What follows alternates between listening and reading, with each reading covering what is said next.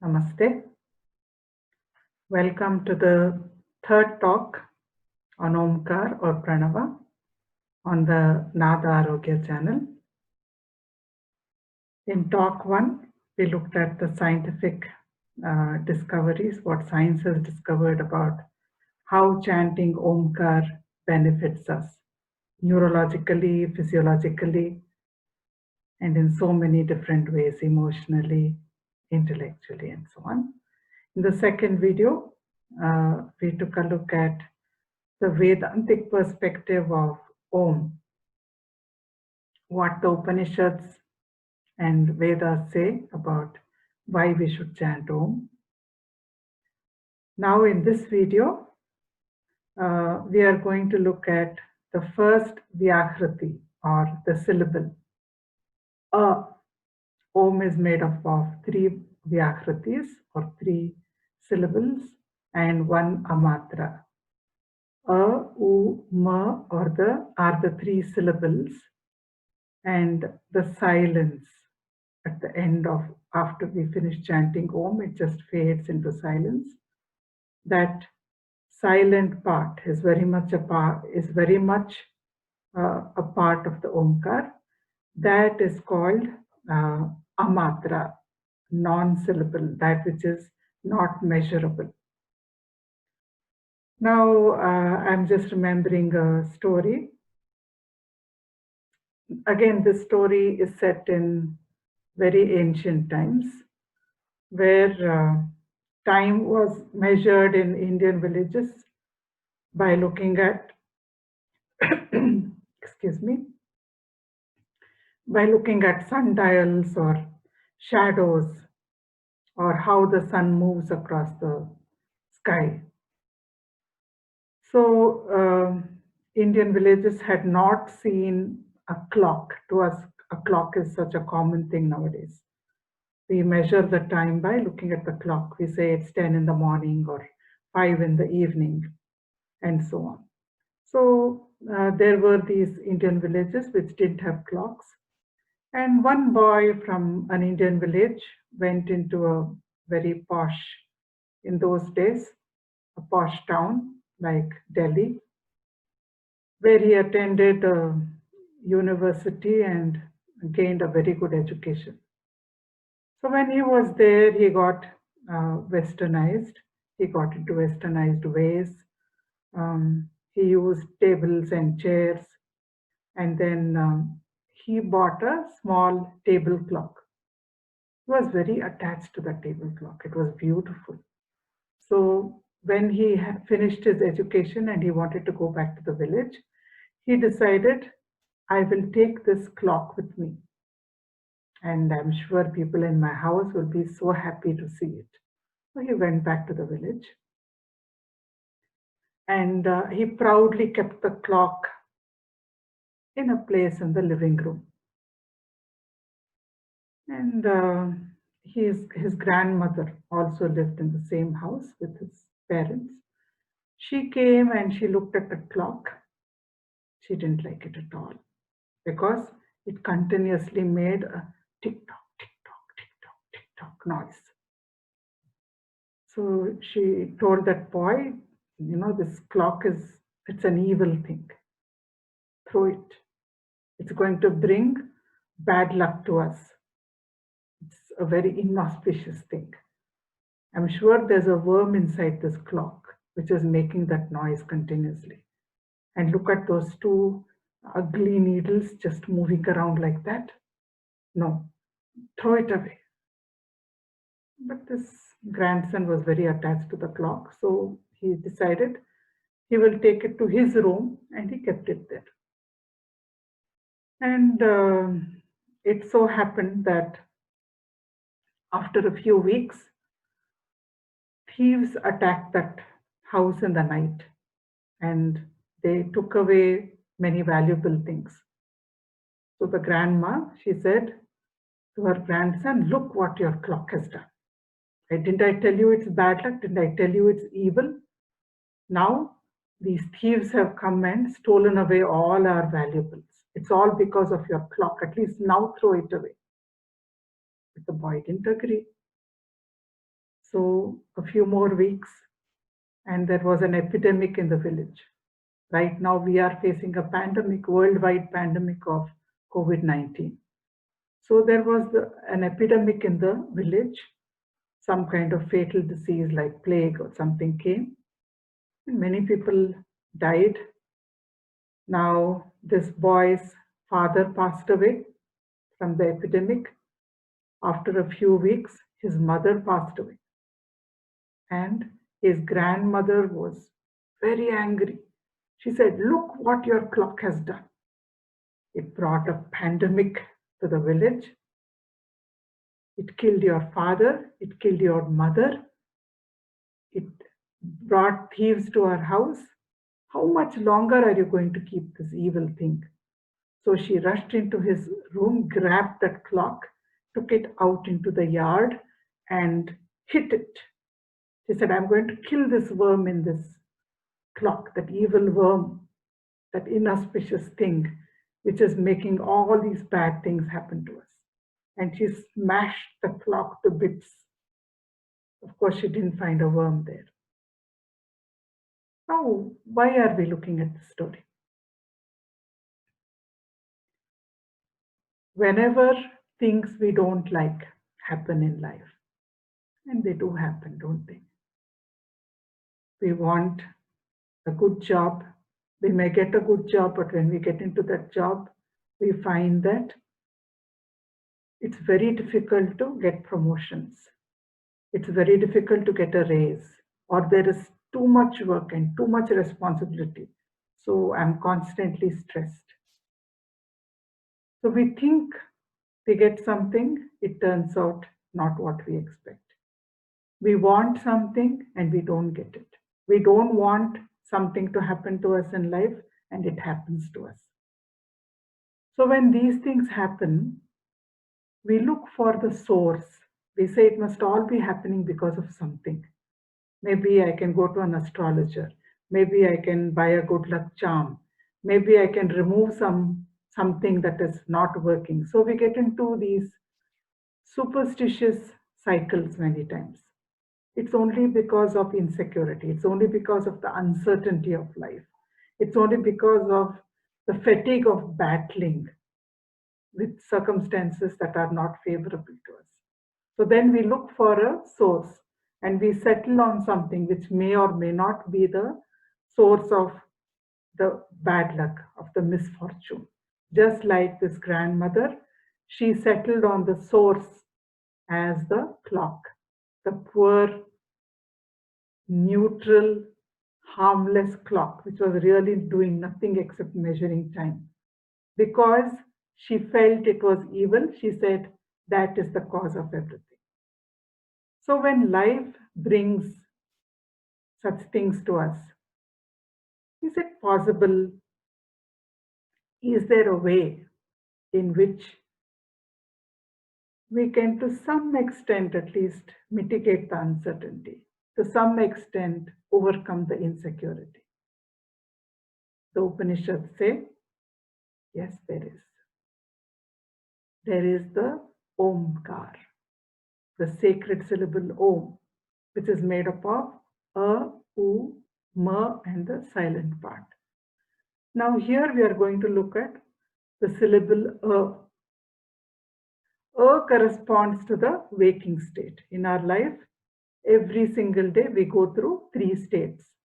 One is the waking state in which we are now, where we think this body is me, this mind is me, all my educational qualifications are me, my intellect is me, my relationships are me. So we identify with this body, mind, and intellect in the waking state. Now, the syllable A corresponds to this waking state. So whenever I chant A, that means I just close my eyes, I take a deep breath, and I chant A.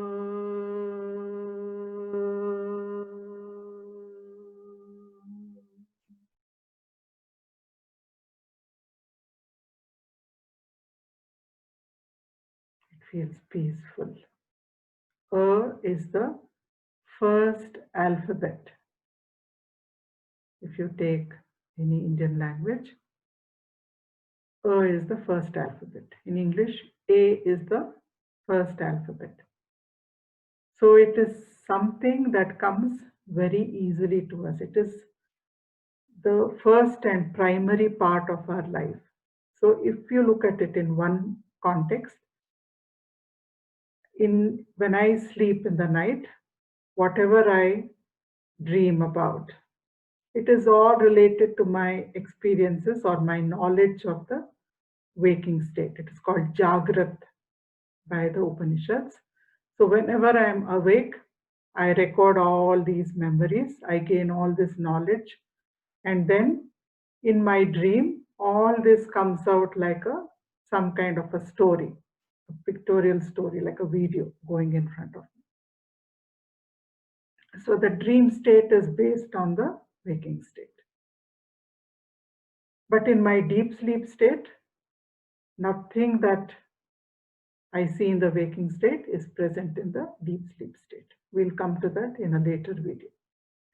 So in the waking state, my major problem is that I exist and the world exists, and the creative force that created this universe and is sustaining this universe, that force exists. So we are three separate entities. One is me, this limited body, mind, and intellect. The rest is this huge cosmos made up of so many objects and people, and it cannot be measured. It is so huge. And then there is this creative energy, which is almighty, all powerful. It can dispose of anything that I propose at any point of time. So this is the relationship between this triad. That is my life, that is my existence.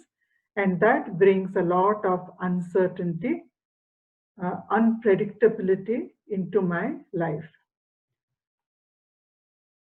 So the Upanishad says, if you chant A and you keep on chanting as a regular practice, every day I chant for some time, then slowly what happens is, whatever I desire gravitates towards me. These are the words of the Upanishad. They are not my words. The Upanishad says, whatever you desire will gravitate towards you. In the Phalashruti of the Mandukya Upanishad, it says, you don't have to make an effort. That means not that we sit passive. We do whatever we can. But automatically things will start going right for us.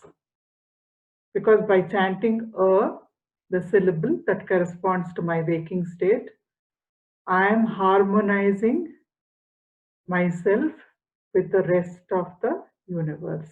I'm harmonizing myself with the creative energy that creates and sustains this universe. So because of this harmony, whatever is good for me, whatever I need, will start gravitating towards me effortlessly. And the Mandukya Upanishad gives a upasana. So in this upasana, it is a visualization meditation. If I close my eyes and I visualize that this entire cosmic being, whose head is the heavens, whose waist is the sky, whose feet is the earth, whose eyes are the sun and the moon, whose bladder is the rivers and the oceans.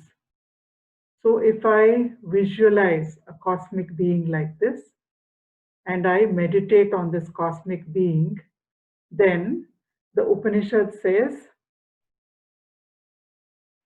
it's a very powerful technique. It endows the meditator with power. When I do this with a desire for worldly success, then Mandukya Upanishad says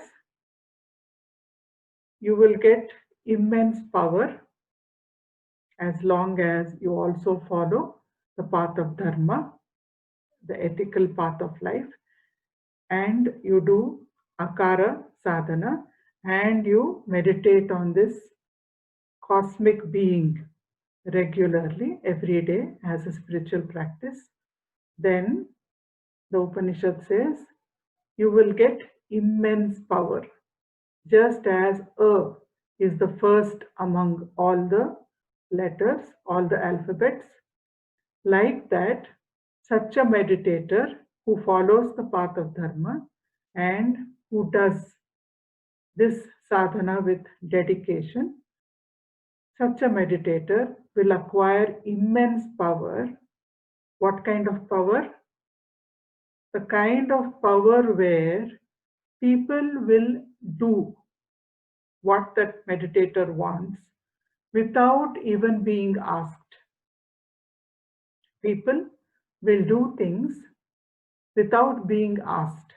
That kind of immense, subtle power will come to a dharmic being who meditates with Shraddha, with a lot of devotion, with a lot of dedication on the cosmic being, the Virat Purusha, the Vaishvanara, and also does Aakara sadhana and meditation on the syllable A.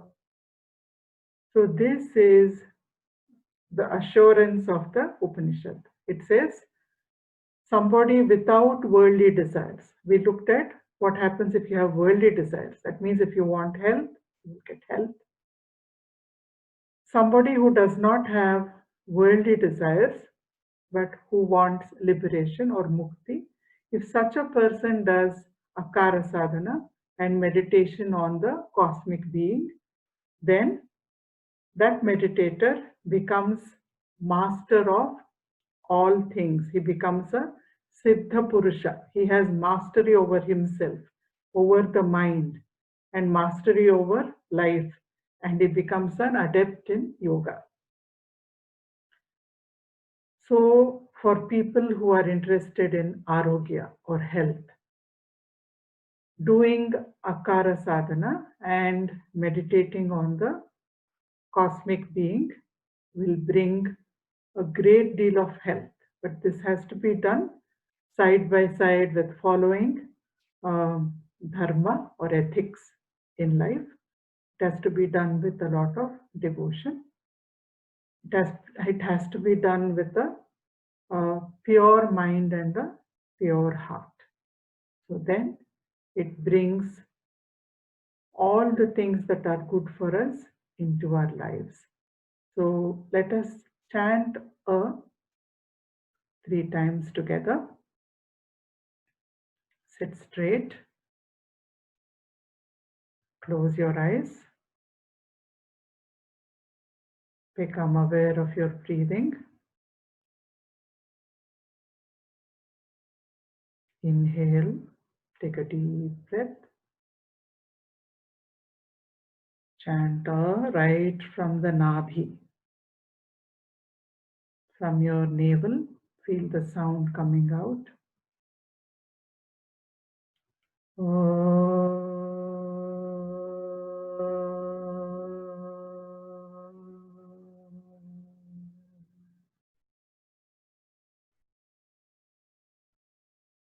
Feel the silence. Inhale.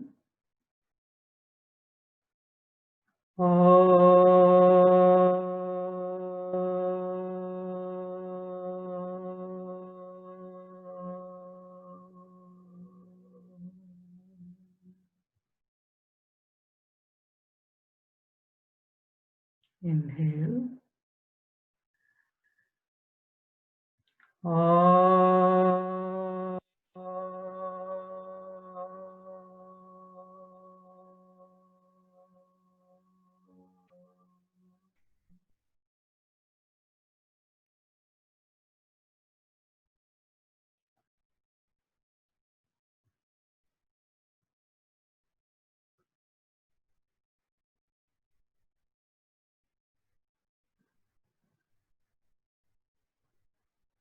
Enjoy the peace and silence.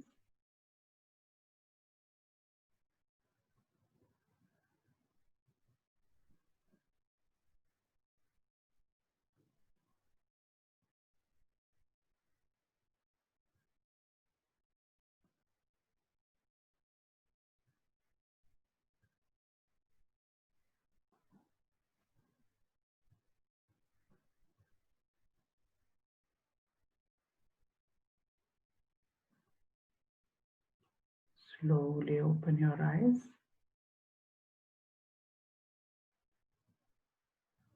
When you practice this meditation on your own, you can do it as many times as you like. Before you begin, remember, this harmonizes you with the rest of creation. It harmonizes you with the creative energy. Makes your life easy and frictionless. It fills your body with good health and energy, your mind with peace and love.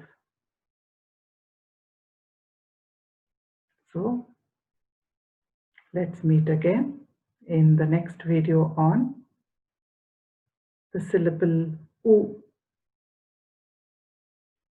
Thank you.